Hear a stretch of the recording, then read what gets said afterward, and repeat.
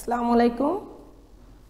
সরকারি সোহরাওয়ার্দী কলেজের একাদশ শ্রেণীর শিক্ষার্থীদের বাংলা ক্লাসে স্বাগত জানাচ্ছি। আমি রোজি পারভিন, প্রভাষক, বাংলা বিভাগ। আশা করি তোমরা সকলেই ভালো আছো, সুস্থ আছো, নিরাপদে আছো। বিগত দুটি ক্লাসে আমি বাংলা বানানের কিছু নিয়ম সম্পর্কে আলোচনা করেছি। আজ বাংলা একাডেমি প্রমিত বাংলা বানানের নিয়ম সম্পর্কে আলোচনা করব। বাংলা একাডেমি বাংলা বানানের তৎসম শব্দের নিয়ম প্রণয়ন করেছে, অতৎসম শব্দের নিয়ম প্রণয়ন করেছে।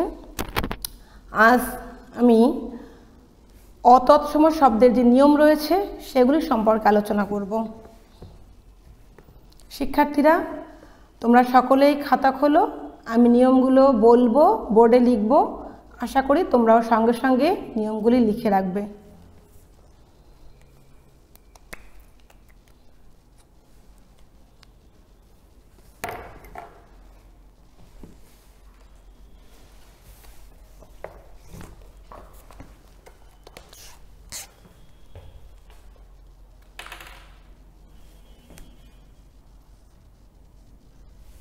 এটা মানে একটু অস্পষ্ট না?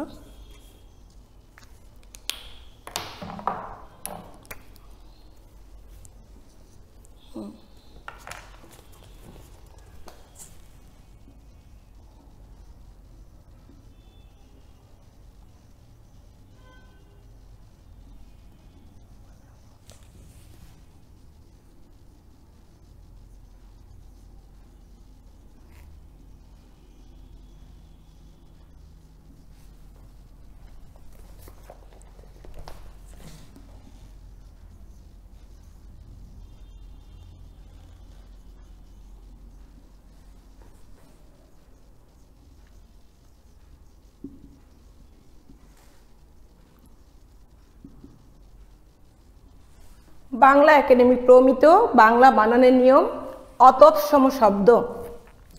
অতৎসম শব্দ, এক্ষেত্রে আমরা বাংলা যে হ্রস্বইকার, দীর্ঘইকার, হ্রস্বকার, দীর্ঘকার, আকার, ঊর্ধ্বকমা, রেফ, এগুলি আমরা বাংলা শব্দে, অতৎসম শব্দে তদ্ভব, দেশি, বিদেশি এসব শব্দে কিভাবে ব্যবহার করব সেসব নিয়ম সম্পর্কে আজ আলোচনা করব।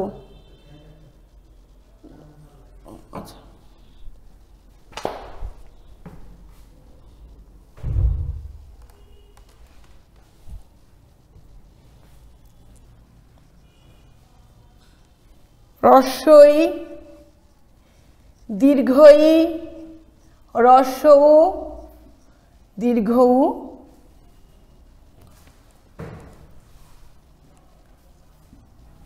আমরা প্রথমে জানব যে অতৎসম শব্দে হ্রস্বই, দীর্ঘই, হ্রস্ব, দীর্ঘ উ ইত্যাদি কিভাবে ব্যবহৃত হয় সেগুলো এখন জানব। সকল অতৎসম শব্দ, সকল অতৎসম শব্দ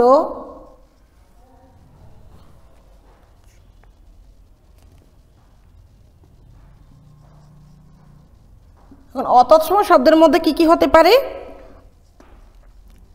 তদ্ভব, দেশি, বিদেশি, মিশ্র শব্দে কেবল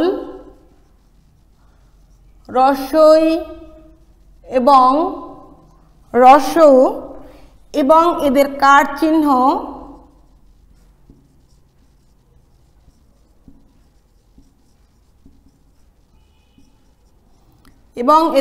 চিহ্ন যেমন হ্রস্বই, এর কার হচ্ছে কি হ্রস্বইকার, আর হ্রস্ব উ এর কার চিহ্ন হ্রস্বকার ব্যবহৃত হবে।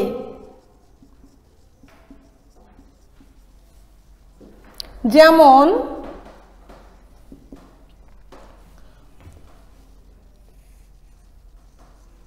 আরবি,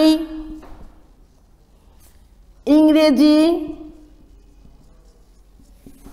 আরবি, ইংরেজি, ওকালতি, 19,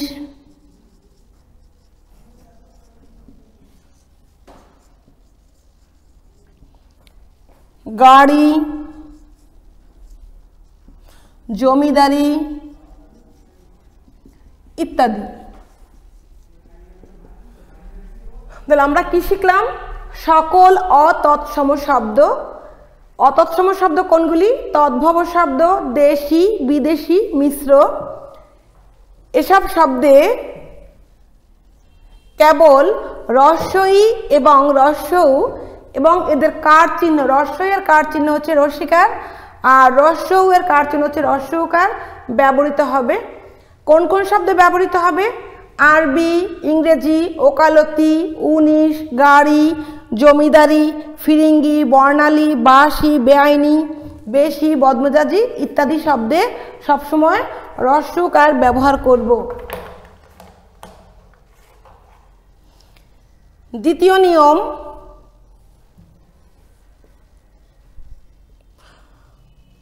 পদাশ্রিত নির্দেশক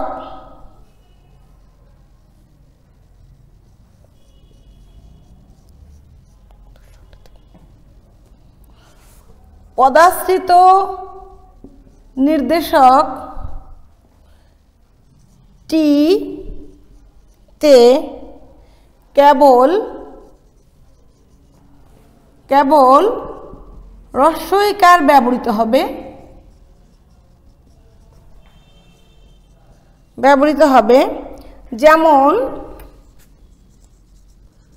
যেমন ছেলেটি, বইটি ইত্যাদি। পদাশ্রিত নির্দেশক যে আমরা কোনো কিছু নির্দেশ করি, যেমন ছেলেটি, বইটি, কোন বইটি? এই বইটি, এরকম যেগুলো নির্দেশ করি সেক্ষেত্রে আমরা যে টি শব্দটি ব্যবহার করি, টয় রস্যইকার দেই, এক্ষেত্রে এই টয়ের সঙ্গে অবশ্যই আমরা রস্যইকার ব্যবহার করব, দীর্ঘইকার ব্যবহার করব না। তাহলে নিয়মটি আমরা আবার শুনি। পদাশ্রিত নির্দেশক টিতে, টি বলতে এখানে এই টিকে বোঝানো হয়েছে, কেবল রস্যইকার ব্যবহৃত হবে। তোমরা লিখে নাও 3 নম্বর।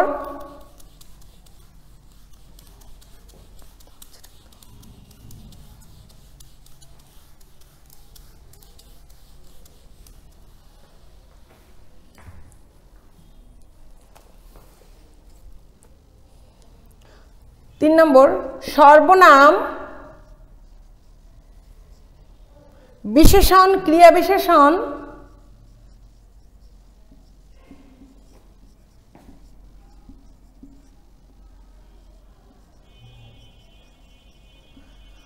সর্বনাম, বিশেষণ, ক্রিয়া বিশেষণ ও যোজক পদ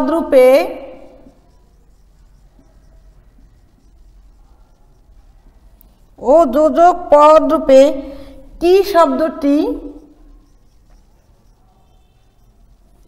কি শব্দটি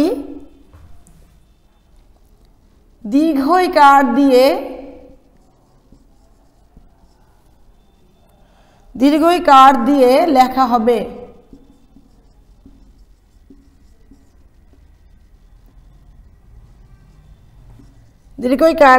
হবে।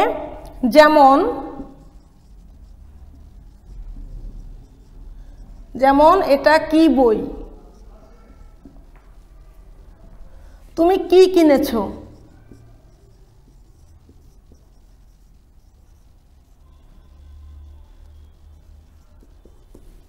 ইত্যাদি।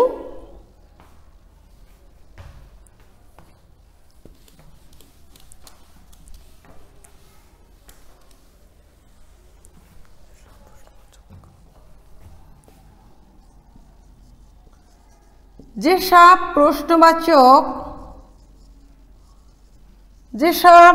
প্রশ্নবাচক বাক্যের উত্তর হ্যাঁ বা না হয়, সেখানে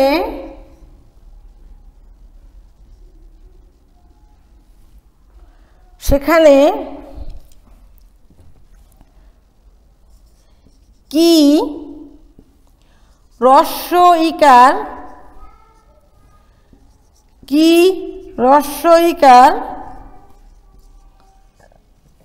দিয়ে দিয়ে লেখা হবে। যেমন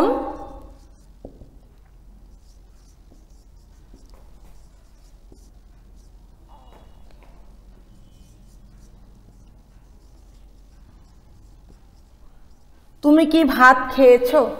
নিয়মটি খেয়াল করো। সর্বনাম, বিশেষণ, ক্রিয়া বিশেষণ ও যোজক পদ রূপে যে সকল কি ব্যবহৃত হয় সেসব কি অবশ্যই দীর্ঘ ইকার দিয়ে লিখতে হবে। আর কোনো প্রশ্ন করার সময় আমরা সেই প্রশ্নের উত্তরে যদি হ্যাঁ বা না উত্তর পেয়ে থাকি তাহলে সেখানে কি অবশ্যই হ্রস্ব ইকার দিয়ে লিখতে হবে। আমি যদি বলি তুমি কি ভাত খেয়েছো, কি দিয়ে খেয়েছো, তাহলে প্রথম যে প্রশ্নটি করেছি তুমি কি ভাত খেয়েছো, উত্তরে তোমরা অবশ্যই বলবে হ্যাঁ বা না। এখানে যে কি আমরা লিখেছি বা লিখব সেটি অবশ্যই হ্রস্ব ইকার দিয়ে লিখতে হবে। দ্বিতীয় প্রশ্ন, তুমি কি দিয়ে খেয়েছো, কি দিয়ে খেয়েছো এই প্রশ্নের উত্তরে তুমি অবশ্যই বলবে যে আমি মাছ দিয়ে বা মাংস দিয়ে বা সবজি দিয়ে, ডাল দিয়ে, ডিম দিয়ে, যা কিছু তোমাকে বলতে হবে, লিখতে হবে। যে কোনো প্রশ্নের উত্তরে যদি বর্ণনামূলক কোনো কিছু লিখতে হয়, কোনো শব্দ লিখতে হয়, কোনো বাক্য লিখতে হয়, তাহলে সেখানে অবশ্যই দীর্ঘ ইকার ব্যবহার করতে হবে।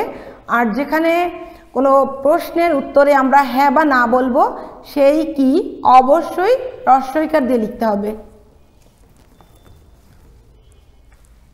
মুছে ফেলছি, তোমরা লিখে নাও।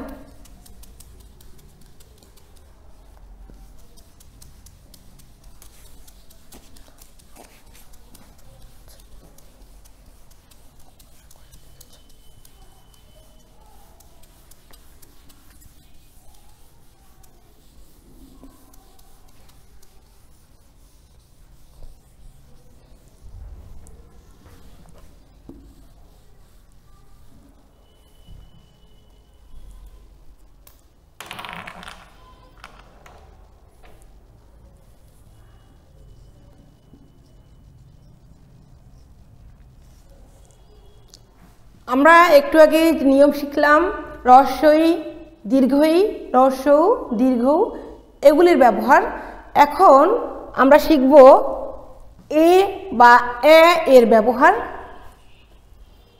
বাংলায় এ বর্ণ বা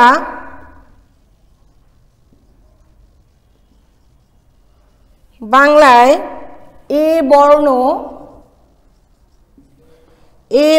বা বাংলা এ বর্ণ বা একার দিয়ে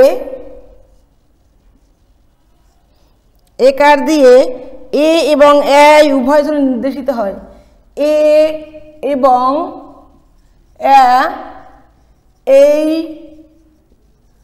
উভয় ধ্বনি নির্দেশিত হয়। এই উভয় ধ্বনি নির্দেশিত হয়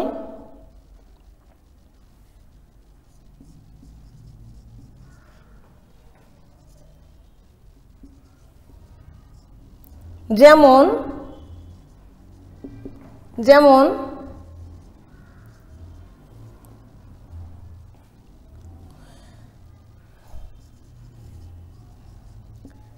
কয়কারে কে ন, এটা হচ্ছে কেন, হোয়াই, যেটাকে ইংরেজিতে বলা হয় হোয়াই।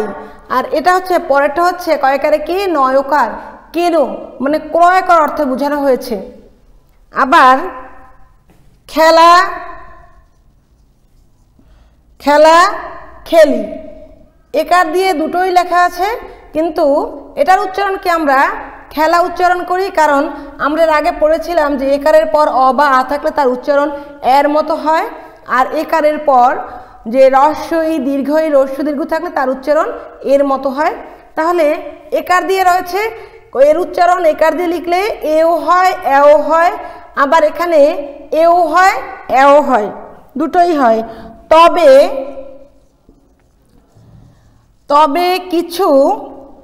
তদ্ভব এবং বিশেষভাবে দেশি শব্দ রয়েছে, তবে কিছু তদ্ভব এবং কিছু দেশি শব্দ রয়েছে।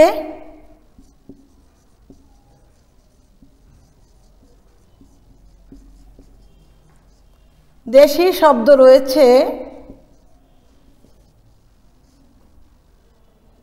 যেগুলোর একার যুক্ত রূপ বহুল প্রচলিত, যেগুলোর এক এ বা একার রূপ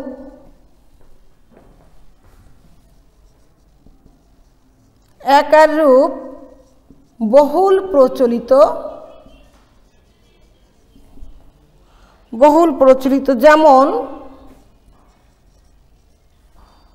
যেমন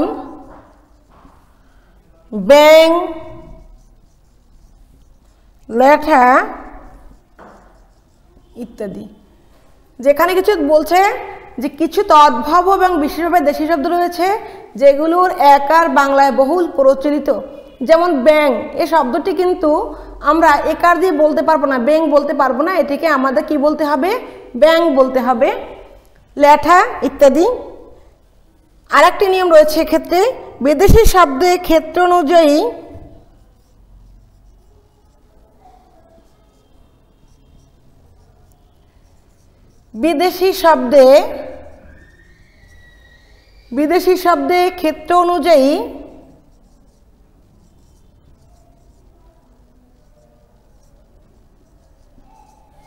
বিদেশি শব্দে ক্ষেত্র অনুযায়ী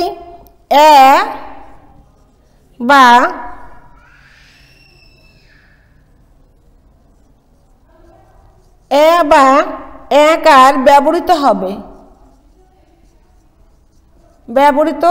হবে, যেমন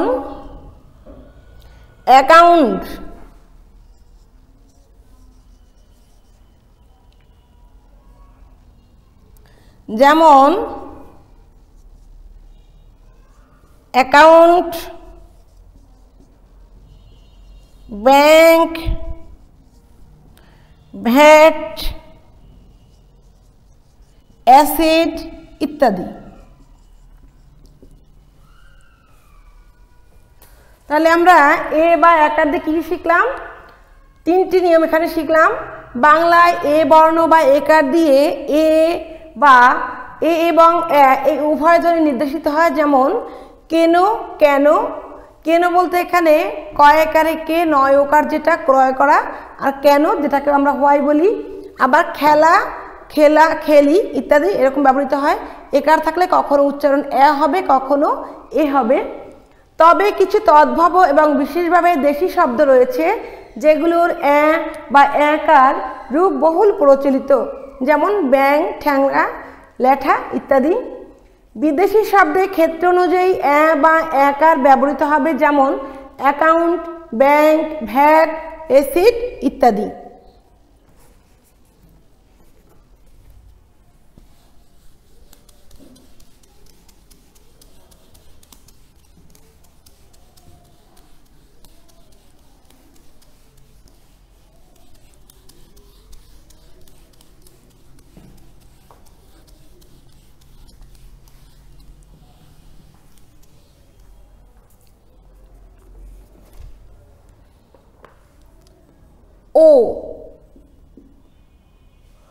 ও আমরা বাংলায় কিভাবে ব্যবহার করব? বাংলা অধ্বনির উচ্চারণ, বাংলা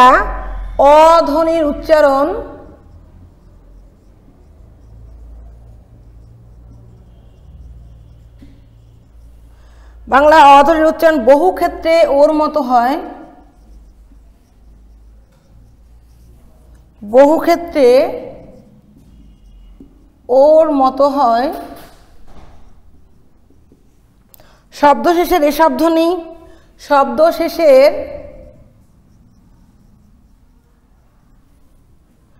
এসব অধ্বনি ওকার দিয়ে লেখা যেতে পারে। এসব অধ্বনি ওকার দিয়ে লেখা যেতে পারে। যেমন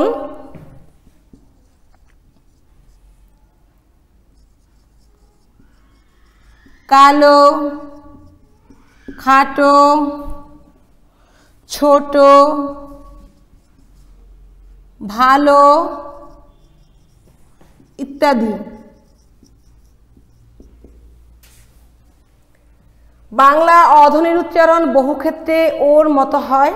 শব্দ শেষের এসব অধ্বনি ওকার দিয়ে লেখা যেতে পারে। কালো, খাটো, ছোট এগুলো আমরা কি করব? ওকার দিয়ে লিখব। ছোট যেমন পূর্বে লেখা হতো ছয়কারের ছ ট, কিন্তু আমরা কি করব? এটাকে ওকার দিয়ে লিখব। ভালো, আমি ভালো আছি, পূর্বে এভাবে লেখা হতো, কিন্তু এখন আমরা কি করব? এই ভালো শব্দে কি করব? ওকার ব্যবহার করব।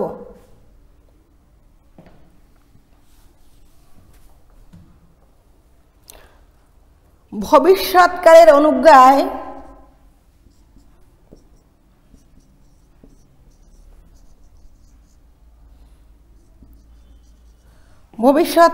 অনুজ্ঞায়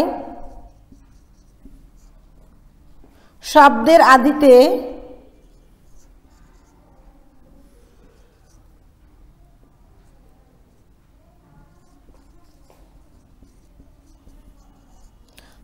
আদিতেও ওকার লেখা যেতে পারে।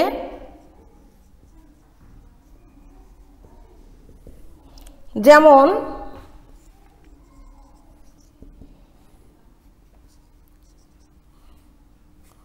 আমরা যেটাকে বলি যে এটা করো, যেটা করতে হবে, তাহলে করতে হবে যদি বলি তাহলে কয় করে কো, রয়কার, এটা বলতে হবে বা এটা বলো, বয় করে বো, লয় করে লো, যে এরকমও বাংলায় লেখা যেতে পারে। এটি হচ্ছে নতুন যে বাংলা বানানের নিয়ম। সেই সব বানানে এই শব্দের করো, করতে হবে, বলতে হবে এসব শব্দের বানান এভাবে পরিবর্তন করে এভাবে লেখা হয়েছে।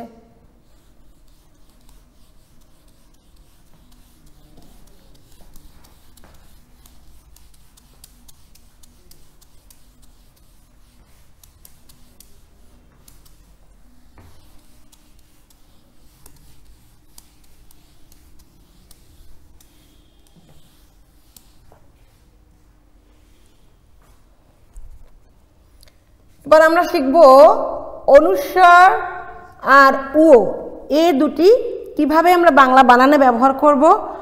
শব্দের শেষে প্রাসঙ্গিকভাবে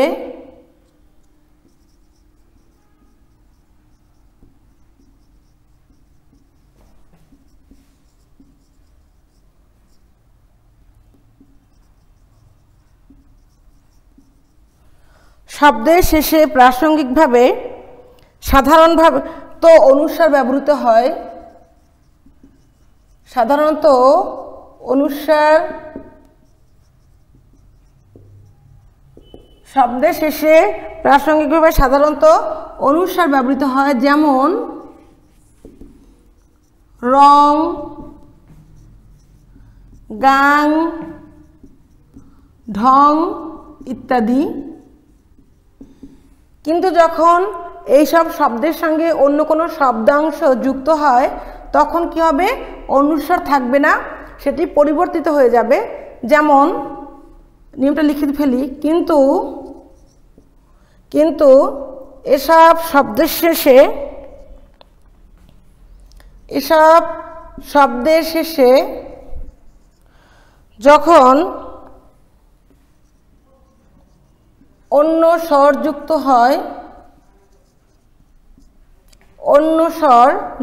হয়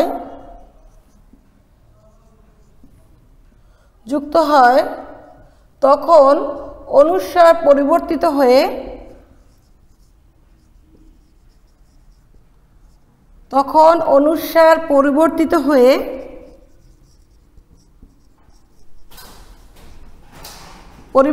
হয়ে উগ ব্যবহৃত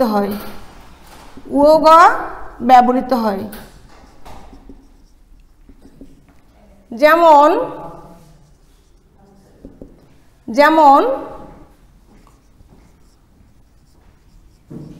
রঙিন, বাঙালি ইত্যাদি। যখন আমরা শব্দের শেষে ও অং এরকম উচ্চারণ করব, তখন কি হবে, তখন শব্দের শেষে অনুস্বার ব্যবহার করব। কিন্তু এই যে শব্দ এরপর যখন অন্য কোনো স্বর যুক্ত হবে তখন কি হবে, অনুস্বার পরিবর্তিত হয়ে সেখানে ও গা ব্যবহৃত হবে।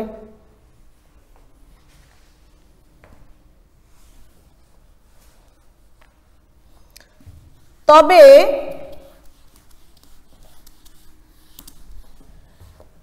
তবে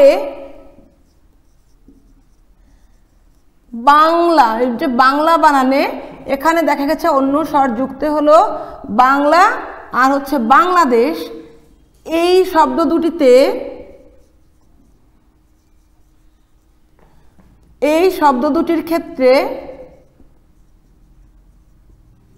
ক্ষেত্রে অনুস্বার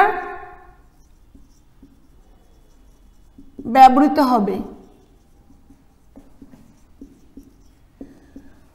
কি বলেছিলাম যে শব্দের শেষে যখন অনুস্বার থাকবে, অনুস্বারের মতো উচ্চারণ হবে সেখানে অনুস্বার ব্যবহার করব, কিন্তু তার সঙ্গে অন্য স্বর যুক্ত হলে সেখানে ওগা ব্যবহার করব। রং যখন লিখব র অনুস্বার, রঙিন যখন লিখব র, ওগায় রস্বীকার আর দন্ত না রঙিন এরকম ব্যবহার করব। কিন্তু কি বলেছে এখানে ব্যতিক্রম হচ্ছে, আমরা যখন বাংলা আর বাংলাদেশ এই শব্দ দুটি যখন লিখব তখন এই শব্দ দুটিতে আমরা ও গ কখনোই ব্যবহার করব না, অবশ্যই অনুস্বার ব্যবহার করব।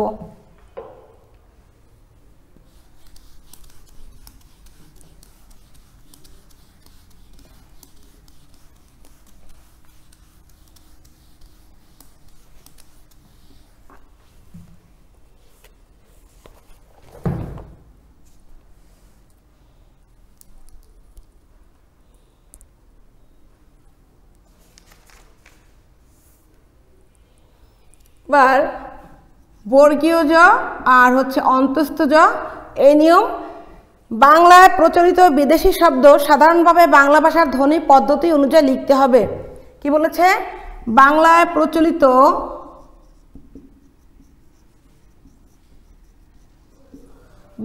প্রচলিত বিদেশি শব্দ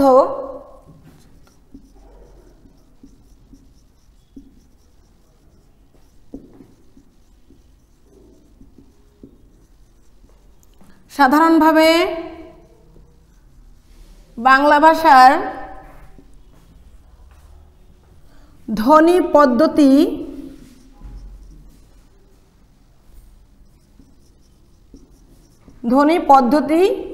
অনুযায়ী লিখতে হবে। যেমন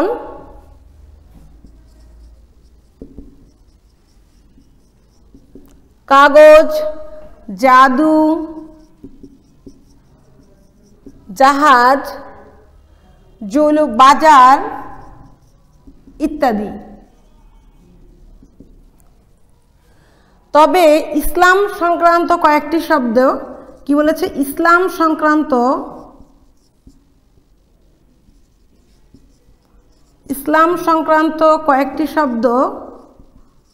কয়েকটি শব্দে অন্তস্থ জ ব্যবহার